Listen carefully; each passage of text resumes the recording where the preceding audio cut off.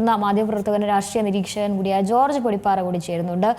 Sir, ഈ KPCC president K സുധാകരനെ മാറ്റുന്ന കാര്യം പല ആവർത്തി നമ്മൾ ചർച്ച ചെയ്തിട്ടുള്ളതാണ്. കോൺഗ്രസിൽ ഒരുപാട് പ്രതിസന്ധികൾ നേരിട്ട സമയത്തൊക്കെ കെ സുധാകരനെ മാറ്റുമെന്ന ചർച്ചകളൊക്കെ വന്നെങ്കിലും ഹൈക്കമാൻഡ് അത്തരമൊരു നിലപാടിലേക്ക് പോയില്ല. പക്ഷെ ഇനി കോൺഗ്രസിനെ സംബന്ധിച്ചിടത്തോളം വളരെ നിർണായകമായ ഒരു സമയമാണ് ഇനി കോൺഗ്രസിന് ഉണ്ടായിരിക്കുന്നത്. നിലമ്പൂർ ഉപതെരഞ്ഞെടുപ്പുണ്ട്, ഒപ്പം തദ്ദേശ തെരഞ്ഞെടുപ്പ്, അടുത്ത നിയമസഭാ തെരഞ്ഞെടുപ്പിലൊക്കെ ഒരു മികച്ച പ്രകടനം പ്രത്യേകിച്ച് കേരളത്തിൽ കാഴ്ചവെക്കേണ്ട ഒരു ആവശ്യകത കോൺഗ്രസിന് ഇപ്പോൾ ഉണ്ട്. ഉമ്മൻചാണ്ടിക്ക് ശേഷം മകനെ കൊണ്ടുവന്നെങ്കിലും അത്ര കോൺഗ്രസ് പ്രതീക്ഷിച്ച രീതിയിൽ ആ ഒരു പ്രകടനം ഉണ്ടായിട്ടില്ല എന്നൊരു വാസ്തവം മുന്നിൽ നിൽക്കുമ്പോൾ ഇനി KPCC പ്രസിഡന്റിനെ വെച്ച് വേണം കോൺഗ്രസിന് മുന്നോട്ട് പോകാൻ എന്നൊരു സ്ഥിതിയിലേക്ക് എത്തിയോ? അങ്ങനെ നമുക്കിപ്പോ തീർത്ത് പറയാൻ കഴിയില്ല. KPCC പ്രസിഡന്റ് എന്നുള്ള നിലയ്ക്ക് കെ സുധാകരന്റെ പ്രകടനത്തിൽ നമുക്ക് അങ്ങനെ അദ്ദേഹം വന്നതിന് ശേഷം പാർട്ടിയുടെ അവസ്ഥ മോശമായി എന്നൊന്നും പറയാൻ പറ്റില്ല. കാരണം കഴിഞ്ഞ നിയമസഭാ തെരഞ്ഞെടുപ്പിന് ശേഷം ഹൈക്കമാൻഡ് മുന്നിട്ടിറങ്ങി അല്ലെങ്കിൽ ഇതിന്റെ തീരുമാനം അനുസരിച്ചാണ് KPCC പ്രസിഡന്റായിട്ട് കെ സുധാകരനും പ്രതിപക്ഷ നേതാവായിട്ട് VD സതീശനും വന്നത്. രമേശ് ചെന്നിത്തല അടക്കമുള്ളവരെ മാറ്റി നിർത്തിക്കൊണ്ടാണ് ഈ പരീക്ഷണം നടത്തിയത്. ആ പരീക്ഷണത്തിന് ശേഷം നടന്ന 3 ഉപതെരഞ്ഞെടുപ്പുകളിൽ 4 ഉപതെരഞ്ഞെടുപ്പുകളിൽ 3 നല്ല ഗംഭീരമായ വിജയം UDFന് കിട്ടി. അതായത് തൃക്കാക്കര ആദ്യം PT തോമസിന്റെ മരണശേഷം ഉമാ തോമസ് മത്സരിച്ച മണ്ഡലത്തിൽ ഏതാണ്ട് 3 ഇരട്ടി ഭൂരിപക്ഷത്തിൽ ജയിച്ചു. അതുപോലെ തന്നെ പുതുപ്പള്ളിയിൽ ശ്രീ ഉമ്മൻചാണ്ടിയുടെ മരണശേഷം ഒഴിവുന്ന മണ്ഡലത്തിൽ അദ്ദേഹത്തിന്റെ മകൻ ചാണ്ടി ഉമ്മൻ ഏതാണ്ട് 38,000 വോട്ടിന്റെ ഭൂരിപക്ഷത്തിൽ അവിടെയും 3 ഇരട്ടി വോട്ടിന്റെ വ്യത്യാസത്തിലാണ് ജയിച്ചത്. ഏറ്റവും ഒടുവിൽ നടന്ന പാലക്കാട് വളരെ നിർണായകമായ വളരെ ശക്തമായ പോരാട്ടം നടന്ന പാലക്കാടും ഈ പറഞ്ഞ രാഹുൽ മങ്കൂട്ടത്തില് ഷാഫി പറമ്പലിന് കിട്ടിയതിനേക്കാൾ ഏതാണ്ട് 3 ഇരട്ടിയിലധികം വോട്ടിന്റെ ഭൂരിപക്ഷത്തിൽ 18,000-ലധികം വോട്ടിന്റെ വ്യത്യാസത്തിൽ ജയിച്ചു. തോറ്റത് ചേലക്കരയിൽ മാത്രമാണ്. അവിടെ പോലും ഭൂരിപക്ഷം 40,000-നും 38,000-ലധികം ഉണ്ടായിരുന്നത് 12,000-ലേക്ക് കുറയ്ക്കാനും കഴിഞ്ഞു. അപ്പോൾ KPCC പ്രസിഡന്റ് എന്നുള്ള നിലയ്ക്ക് കെ സുധാകരന്റെ പ്രകടനം അത്ര മോശമായിരുന്നു എന്ന് ചോദിച്ചാൽ അല്ല എന്നാണ് ഞാൻ വ്യക്തിപരമായിട്ട് പറയുക. പക്ഷേ ഒരു പ്രശ്നമുള്ളതെന്ന് വെച്ചാൽ KPCC പ്രസിഡന്റ് എന്നുള്ള നിലയ്ക്ക് അത് കഴിഞ്ഞ കുറച്ച് കാലമായിട്ട് പ്രതിപക്ഷ നേതാവും അതുപോലെ തന്നെ KPCC പ്രസിഡന്റ് കെ സുധാകരനും തമ്മിലുള്ള ബന്ധത്തിൽ ഒരു വിള്ളൽ വീണിട്ടുണ്ട്. അതിന്റെ ഒരു ഊഷ്മളത നഷ്ടപ്പെടുകയും പല ഘട്ടത്തിലും പാർട്ടിയെ പ്രതിസന്ധിയിലാക്കുന്ന രീതിയിൽ പ്രസ്താവനകൾ വരികയൊക്കെ ഉണ്ടായിട്ടുണ്ട്.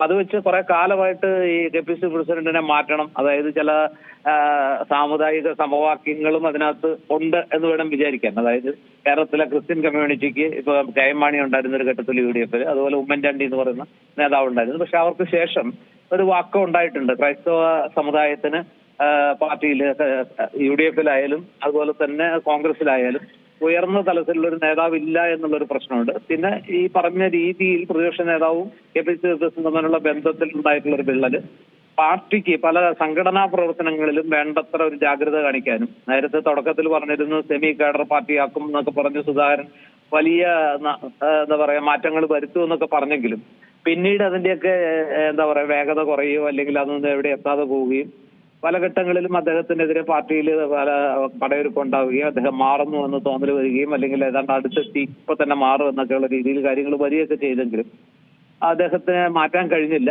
അദ്ദേഹം എന്താ പറയാ പല രീതിയിൽ ഹൈക്കമാൻഡിന് ആ തീരുമാനം എടുക്കാൻ കഴിയാതെ കേരളത്തിലെ പാർട്ടിയിൽ അങ്ങനെ ഒരു അദ്ദേഹത്തെ മാറ്റണമെന്നുള്ള അഭിപ്രായം ശക്തമായിരുന്നെങ്കിലും അത് നടപ്പാക്കാൻ ഹൈക്കമാൻഡിന് കഴിയാതെ വന്നു. പക്ഷെ ഇക്കുറി അദ്ദേഹത്തെ മാറ്റും എന്ന് വേണം വിചാരിക്കാൻ. കാരണം ഇന്നലെ അദ്ദേഹത്തെ ഡൽഹിക്ക് വിളിച്ചതിന്റെ പിന്നിൽ എന്തോ കാരണമുണ്ട് കൃത്യമായിട്ട്. അദ്ദേഹത്തെ അതിനുശേഷം ഇന്നത്തെ നടത്തിയ പത്രസമ്മേളനത്തിൽ നമുക്ക് അതിന്റെ സൂചനകൾ കിട്ടിക്കഴിഞ്ഞു. മാത്രമല്ല മല്ലികാർജുൻ ഖാർഗെയായിട്ട് അദ്ദേഹം കൂടിക്കാഴ്ച നടത്തി, രാഹുൽ ഗാന്ധിയായിട്ട് സംസാരിച്ചു. അദ്ദേഹത്തെ വേണമെങ്കിൽ വർക്കിംഗ് കമ്മിറ്റിയിൽ പ്രത്യേക ക്ഷണിതാവാക്കാം എന്ന രീതിയിലുള്ള ഒരു ഫോർമുല ഉരുത്തിരിഞ്ഞിട്ടുണ്ട് എന്നൊക്കെയാണ് വാർത്തകൾ വരുന്നത്.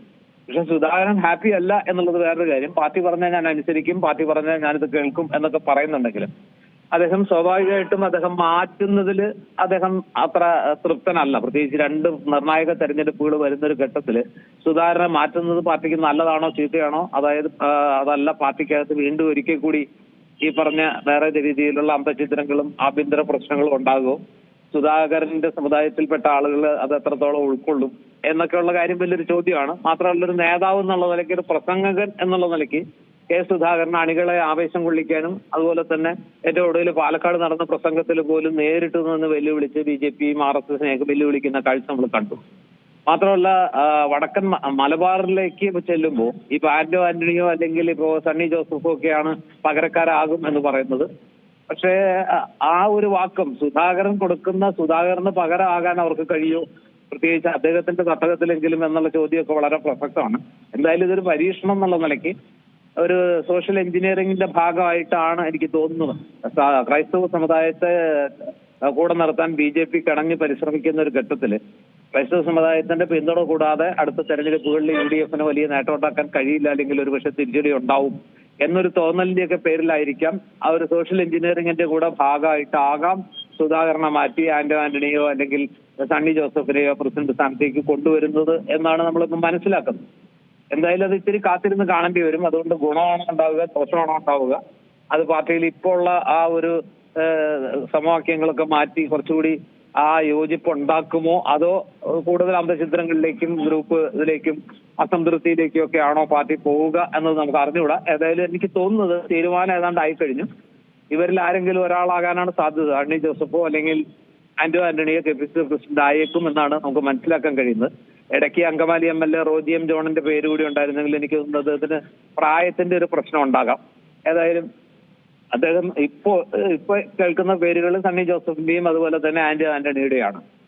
ഇനി എന്തായാലും നീണ്ടു പോകുമെന്ന് ഞാൻ വിചാരിക്കുന്നില്ല. സുധാകരൻ നടത്തിയ പ്രസ്താവനയിൽ പാർട്ടി എന്ത് പറഞ്ഞോ ഹൈക്കമാൻഡാണ് തീരുമാനിക്കേണ്ടത്. ഹൈക്കമാൻഡ് എന്ത് തീരുമാനിച്ചാലും നിൽക്കാൻ പറഞ്ഞാൽ നിൽക്കും, പോകാൻ പറഞ്ഞാൽ പോകും. പക്ഷെ എന്നെ മാറ്റേണ്ട ഒരു സാഹചര്യം ഉണ്ടെന്ന് ഞാൻ വിചാരിക്കുന്നില്ല. ഇപ്പൊ ഒരു KPCC പ്രസിഡന്റ് മാറ്റം പാർട്ടിയിൽ ആവശ്യമുണ്ടെന്ന് വിചാരിക്കുന്നില്ല എന്ന് സുധാകരൻ പറഞ്ഞതിന് അദ്ദേഹത്തിന് ആ കാര്യത്തിൽ വലിയ സന്തോഷമൊന്നുമില്ല. അദ്ദേഹം തൃപ്തനല്ല, അസംതൃപ്തനാണ്. പക്ഷെ ഹൈക്കമാൻഡ് ഖാർഗെ തന്നെ നേരിട്ട് ഇടപെട്ടത് കൊണ്ട് സംസാരിച്ചുകൊണ്ട് ഇനി അദ്ദേഹത്തിന് അതിനെ എതിർക്കാനുള്ള ഒരു മനസ്സില്ല എന്ന് തോന്നുന്നു. എന്തായാലും ഖാർഗെ തന്നെ അദ്ദേഹത്തെ യാത്രയാക്കാൻ ഇറങ്ങി വന്നതൊക്കെ നല്ല സൈനാണ്. അദ്ദേഹത്തെ പരമാവധി അനുനയിപ്പിക്കാനുള്ള ശ്രമം ഹൈക്കമാൻഡിന്റെ ഭാഗത്തു നിന്നുണ്ടാകുന്നു. അതൊരു പൊട്ടിത്തെറിയിലേക്കൊന്നും പോകാതെ ഒരു ഹാർമോണിയസ് ആയിട്ട് ആ അധികാര കൈമാറ്റം KPCC പ്രസിഡന്റ് മാറ്റം നടന്നാൽ അത് UDF-നും കോൺഗ്രസിനും നല്ലതാണ്. അതല്ല എന്നുണ്ടെങ്കിൽ ഇപ്പോൾ ഉള്ളതിനേക്കാൾ കൂടുതൽ പ്രശ്നങ്ങളിലേക്ക് പാർട്ടിയും മുന്നണിയും പോകാനുള്ള സാധ്യതയും നമുക്ക് തള്ളിക്കളയാൻ കഴിയില്ല. ഏതായാലും നന്നായി ഭവിക്കട്ടെ. 2 തെരഞ്ഞെടുപ്പുകളാണ്, നിർണായകമാണ്. ഇനി ഒരിക്കൽ കൂടി രാഷ്ട്രീയമായ തിരിച്ചടി നേരിടാനും അതിനെ നേരിട്ടാൽ അത് പിടിച്ചു നിൽക്കാനുള്ള ശേഷി കോൺഗ്രസിനും UDF-നും ഉണ്ട് എന്ന് വിചാരിക്കാൻ വയ്യ. ഈ ഒരു ഘട്ടത്തിൽ ഏതായാലും പാർട്ടി ഒരു വലിയ പരീക്ഷണത്തിനാണ് മുതിരുന്നത്. ആ പരീക്ഷണം വിജയിച്ചാൽ അത് പാർട്ടിക്കും നല്ലത്, മുന്നണിക്കും നല്ലത്. അതല്ല, അത് തിരിച്ചടിയായാൽ അത് വലിയ വിവാദങ്ങളിലേക്ക് പോകും. സുധാകരനെ സംബന്ധിച്ചിടത്തോളം അദ്ദേഹം പറയുന്ന രീതിയിൽ ഇത് മാറ്റം ദോഷമാണ് ചെയ്യുക എന്നുള്ള ആ ഒരു ചിന്ത ഒരുപക്ഷെ കൂടുതൽ പ്രബലമായേക്കാം. എന്തായാലും സുധാകരന് പാർട്ടിയിൽ ആരാധകരുണ്ട്, അണികളുണ്ട്, അദ്ദേഹത്തിന് അഭ്യുദയകാംക്ഷികളും ഉണ്ട്. അപ്പൊ അതുകൊണ്ട് തന്നെ ആ മാറ്റം ഒരു വിഭാഗത്തെങ്കിലും അസംതൃപ്തരാക്കും എന്നുള്ള കാര്യത്തിൽ സംശയമില്ല. പക്ഷെ എങ്കിൽ പോലും ഇപ്പോഴത്തെ ഒരു സാഹചര്യത്തിൽ പാർട്ടിയുടെ മുമ്പിൽ വേറെ പോകാൻ വഴിയില്ല എന്നാണ് ഞാൻ വിചാരിക്കുന്നത്. ശരി സർ, വളരെ നന്ദി. ഏറ്റവും പുതിയ വാർത്തകളും വിശേഷങ്ങളും വിരൽ തുമ്പിലറിയാൻ Zee മലയാളം ന്യൂസ് എല്ലാ ഡിജിറ്റൽ പ്ലാറ്റ്ഫോമുകളിലും ലഭ്യം.